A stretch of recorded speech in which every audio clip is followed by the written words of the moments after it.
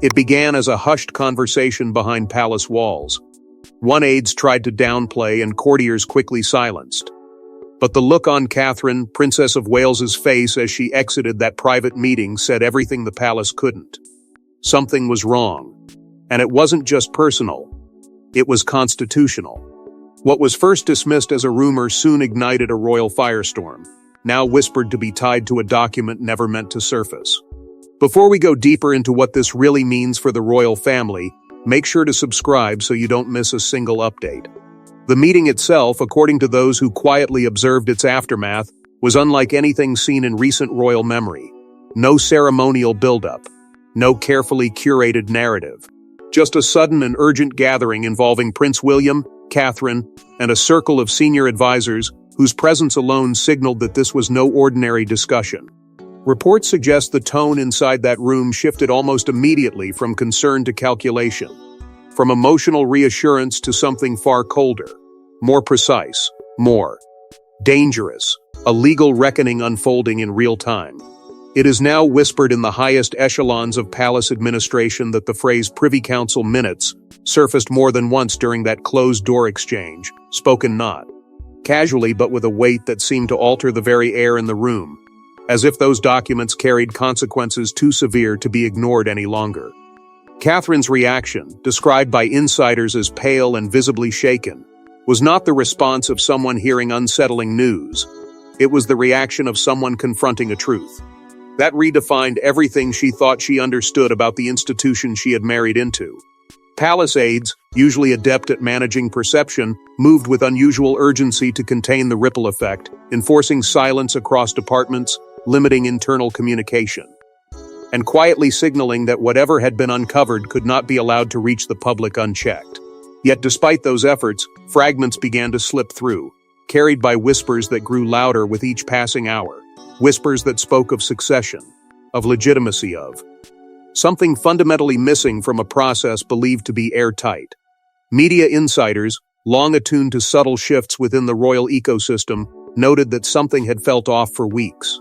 An unexplained tension, a hesitation in public appearances, a recalibration in tone that suggested deeper undercurrents at play.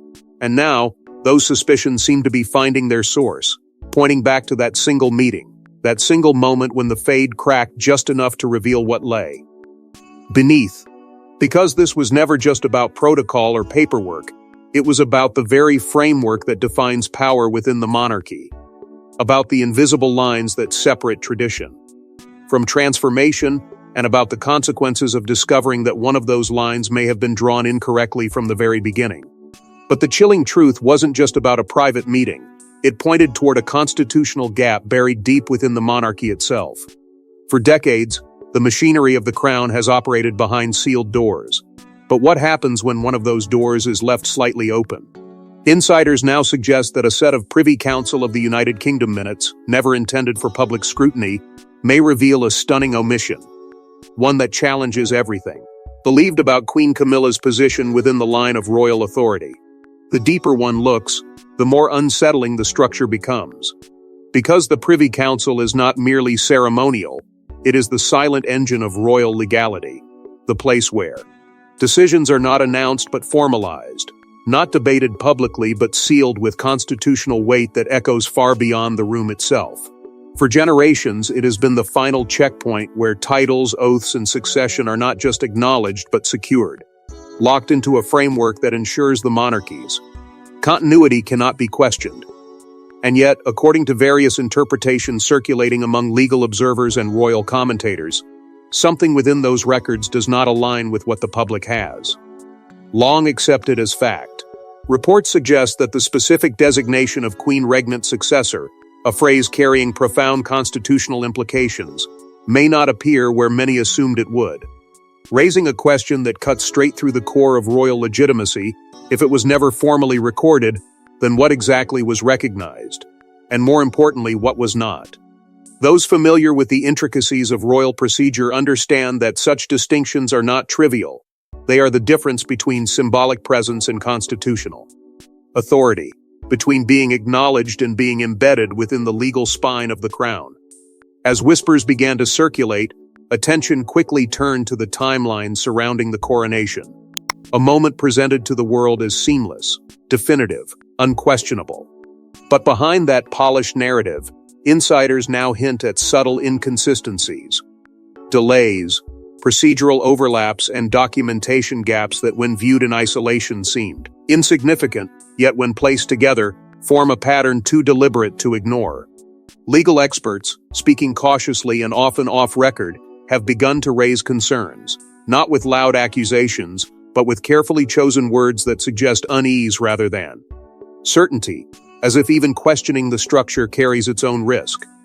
The palace, for its part, has maintained a silence so precise it feels intentional, offering no clarification, no reassurance, no denial, only a controlled absence of response that has done little to calm the growing speculation.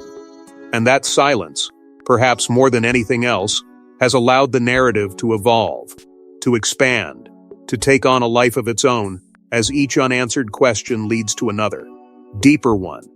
Because in a system where every detail is meticulously documented, every title formally recorded, and every transition carefully orchestrated, the idea of something missing is not just unusual, it is extraordinary.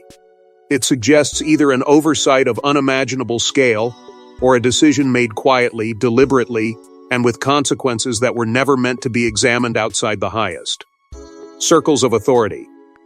And as those implications begin to settle, as the weight of what may have been omitted becomes harder to dismiss, the focus shifts away from the document itself and toward the architect of the system, the one figure whose foresight shaped the modern monarchy more than any other. And as the implications of that missing designation began to surface, attention turned to the one person who could no longer clarify it, yet may have anticipated it all along. Long before the current crisis, Queen Elizabeth II was already planning for the monarchy's future with meticulous precision. But what if one of her final constitutional safeguards wasn't what the public believed? What if the silence surrounding Queen Camilla's status wasn't an oversight, but a deliberate omission encoded within the monarchy's most guarded framework? To understand the weight of that possibility, one must first recognize the kind of monarch Elizabeth was. Not reactive, not impulsive, but calculated in a way that often went unnoticed, her decisions layered with meaning that only revealed themselves years later. Those familiar with her reign often describe a ruler who thought in decades, not days, someone who understood that the survival of the crown depended not just on what was said, but on what was left unsaid.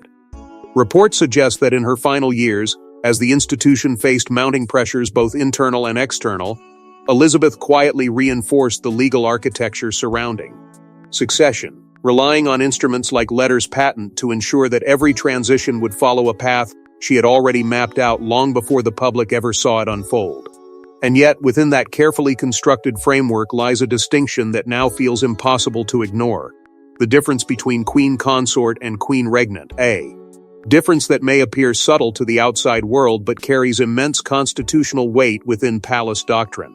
A Queen Consort, by definition, derives her position through marriage, her authority symbolic, supportive, and bound to the reign of the sovereign, while a Queen Regnant stands as a sovereign authority in her own right, embedded within the legal continuity of the crown.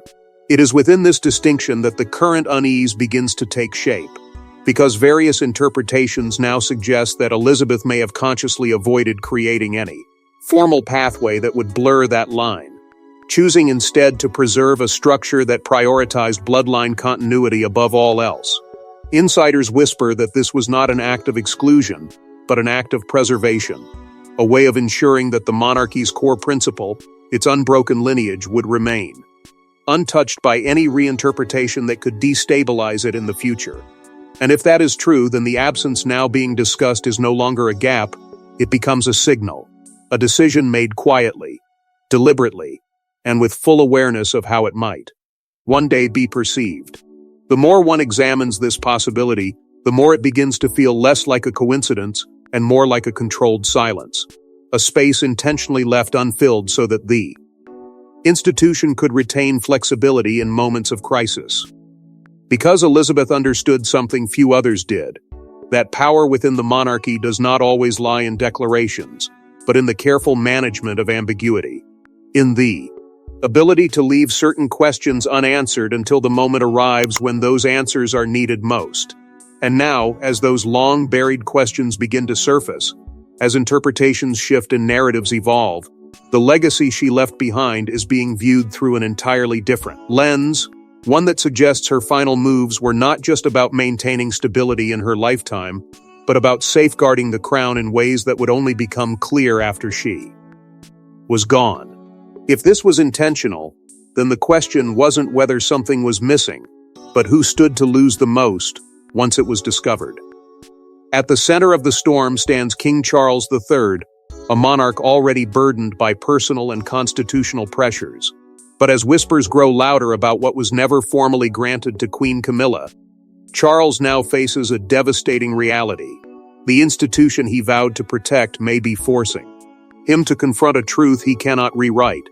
For years, he had worked with quiet determination to reshape public perception, to move Camilla from the margins of controversy into the center of royal acceptance. A transformation that many believed had been sealed the moment the crown publicly embraced her role. But now, that carefully constructed narrative appears to be under strain, not from public backlash, but from something far more difficult to control: a constitutional ambiguity that cannot be managed through appearances or messaging. Reports suggest that Charles's position has become increasingly fragile, not only due to the pressures of the crown, but also because of the personal challenges that have defined his reign in recent times. Challenges that have left him navigating not just duty, but endurance. Insiders whisper of late-night consultations, of private meetings with senior advisors where the tone has shifted from reassurance to concern, from confidence to calculation, as if the weight of what has surfaced is too significant to be dismissed, yet too complex to resolve without consequence. And at the heart of those discussions lies a conflict that cuts deeper than politics or protocol. It is a conflict between loyalty and obligation, between the man and the monarch, between the promises made in private and the responsibilities carried in public. Because Charles's efforts to legitimize Camilla were never just symbolic, they were personal, deeply rooted in a lifetime of choices that had already tested the boundaries of tradition. To now face the possibility that something fundamental may not align with the structure he inherited is not just a challenge, it is a reckoning. The crown as an institution does not bend easily, and those who have long served it understand that its continuity depends on adherence to principles that cannot be altered to accommodate individual circumstances, no matter how compelling they may be. This is where the tension intensifies, where the quiet pressure of what some have begun to call the old guard starts to make itself felt, not through confrontation, but through expectation. A reminder that the monarchy has always prioritized its own survival above all else. Those familiar with the inner workings of the palace suggest that this pressure is not new, but it has become more pronounced in light of recent developments, as if the discovery of this potential omission has activated a deeper instinct within the institution to protect itself from uncertainty. And Charles, standing at the intersection of these forces, finds himself in a position few could fully understand, tasked with preserving the very system that now challenges the narrative he has spent years building. Because this is no longer just about public perception or personal legacy, it is about the integrity of the monarchy itself, about whether its foundations can withstand the scrutiny now being placed upon them. And as that scrutiny intensifies, as each question leads to another layer of complexity, the space for resolution begins to narrow, leaving Charles with fewer options and greater consequences attached to each one. And while Charles wrestled with an impossible choice, another figure was already moving, quietly, decisively, and without hesitation. In moments of constitutional uncertainty, the monarchy does not collapse, it recalibrates. And this time, the recalibration may have already begun. Figures like Princess Anne and Prince William are now rumored to be examining the implications of what those missing words truly mean, quietly preparing for a shift that could redefine the royal hierarchy.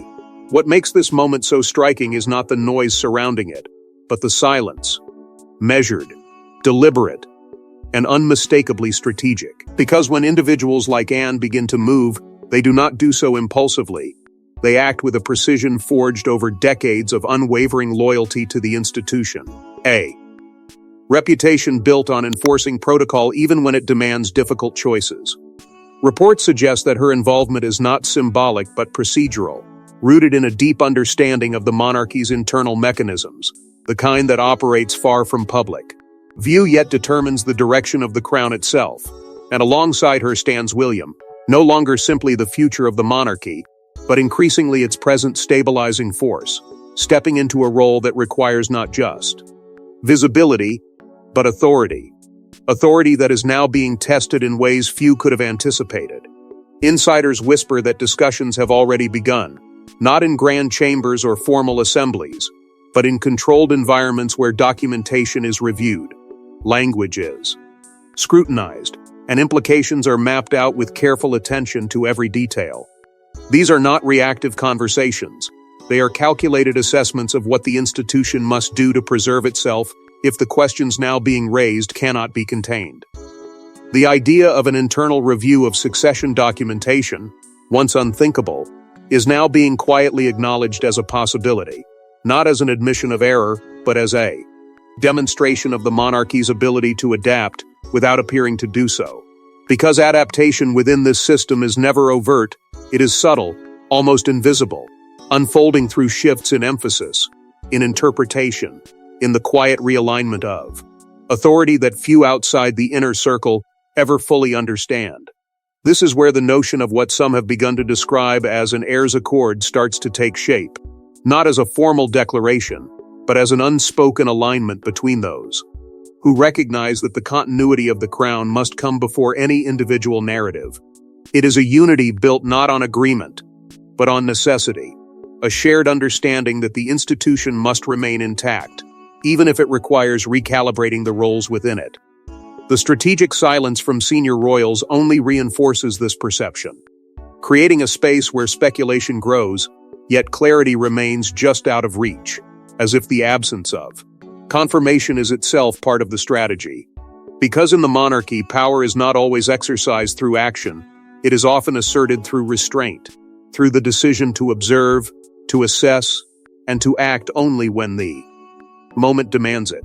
And that moment, according to those watching closely, may be approaching faster than anyone expected, as the implications of what has surfaced continue to ripple outward, touching every layer of the royal structure.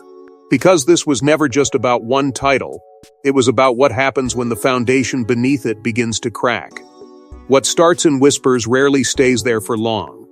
As fragments of the story begin to leak, the narrative surrounding Queen Camilla is quietly, but unmistakably, shifting. Not through official statements, but through subtle reframing, carefully placed reports, and a growing sense that something once assumed may not be as solid as it seemed.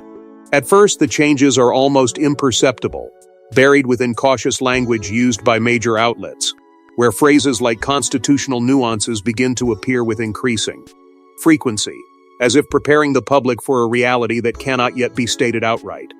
Reports suggest that seasoned royal commentators, figures long associated with interpreting the monarchy's most guarded decisions, have begun revisiting historical precedents, drawing attention to moments in the past where titles, authority, and recognition were not as straightforward as they appeared on the surface.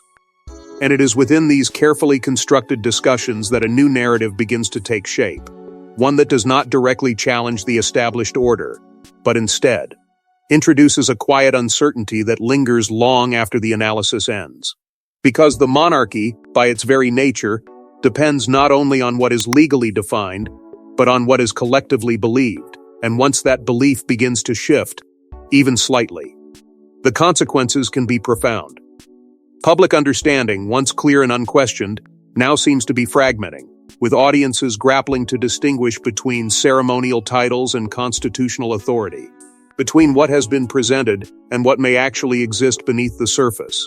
This confusion is not accidental, according to insiders, but part of a broader pattern where information is neither fully revealed nor entirely concealed, creating a space where interpretation becomes as influential as fact.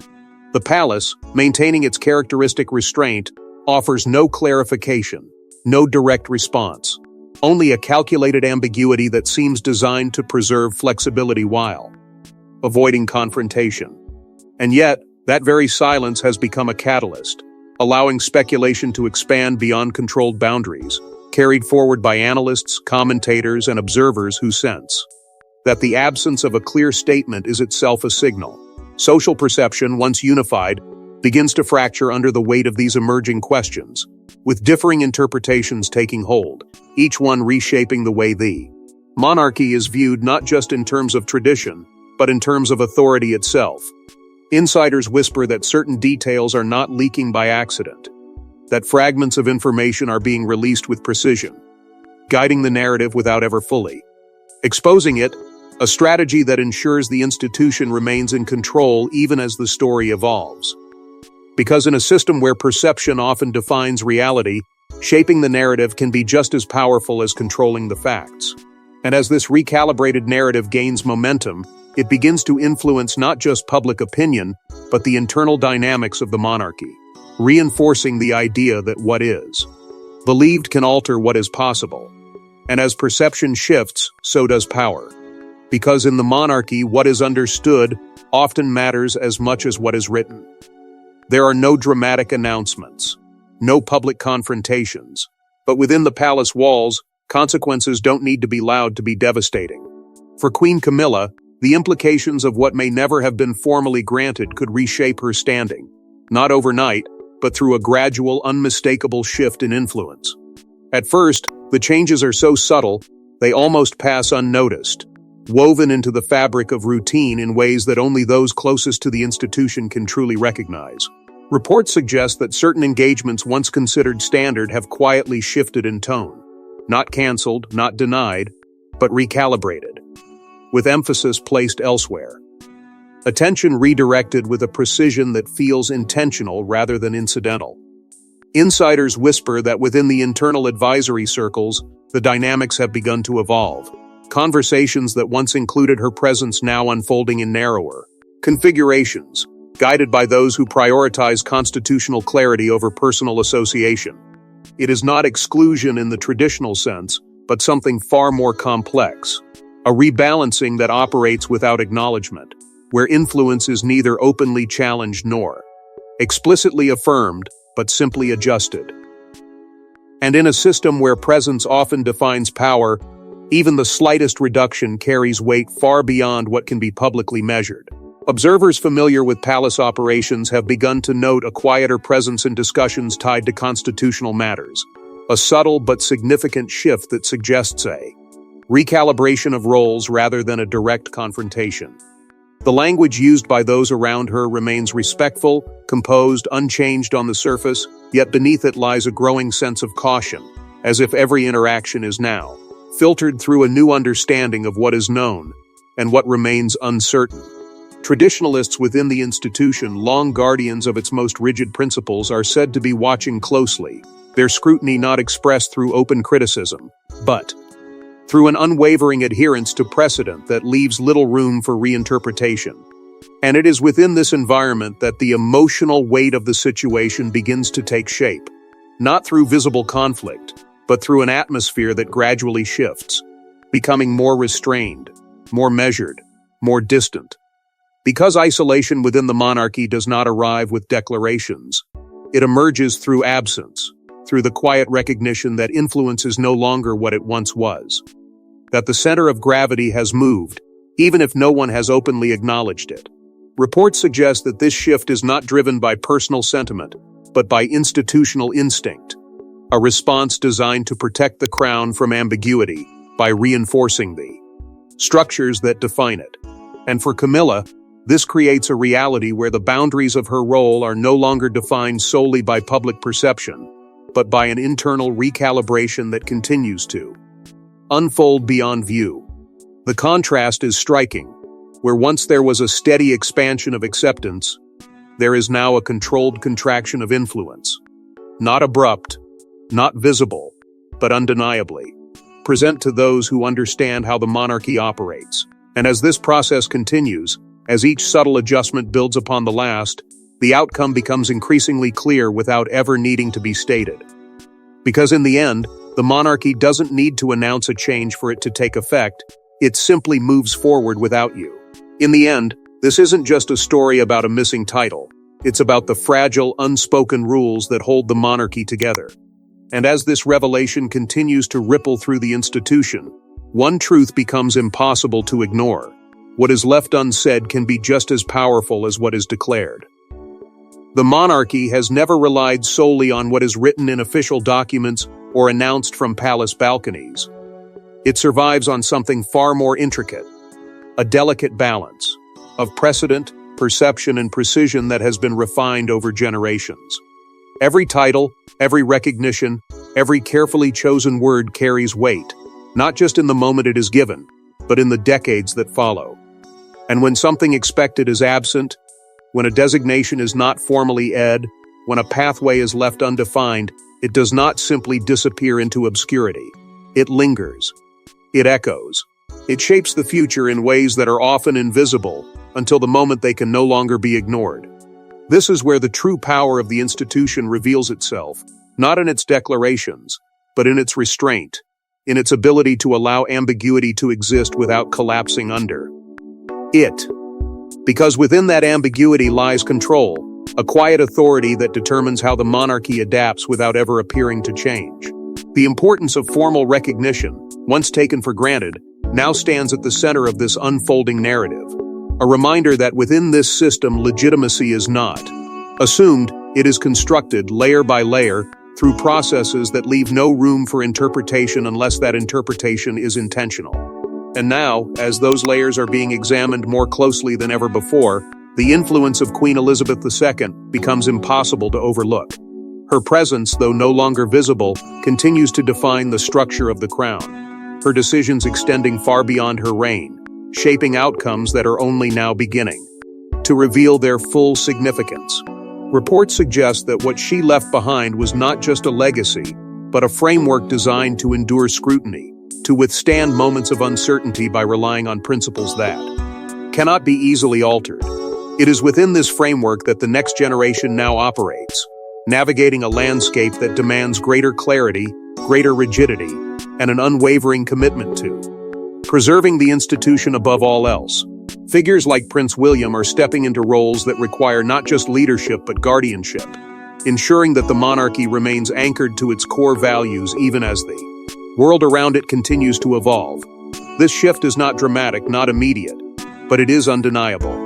A gradual tightening of structure, a reaffirmation of boundaries that may once have seemed flexible but are now being reinforced with quiet determination. And within that shift lies a deeper truth, one that transcends individual narratives and personal ambitions. Because the monarchy does not exist to serve those within it, it exists to preserve itself, to carry forward a legacy that is larger than any single figure. The contrast between personal success and institutional survival becomes starkly clear in moments like this, where what may appear as progress on the surface can give way to recalibration beneath it, where influence can diminish not through conflict, but through the silent reassertion of order. And as this new balance takes hold, as the institution subtly but firmly reshapes itself in response to what has been uncovered, the outcome becomes clear without ever needing to be declared. Because in the House of Windsor, legacy isn't rewritten with words, it's reshaped in silence, one decision at a time. Thanks for watching. Please don't forget to like and subscribe, and we will see you in next one.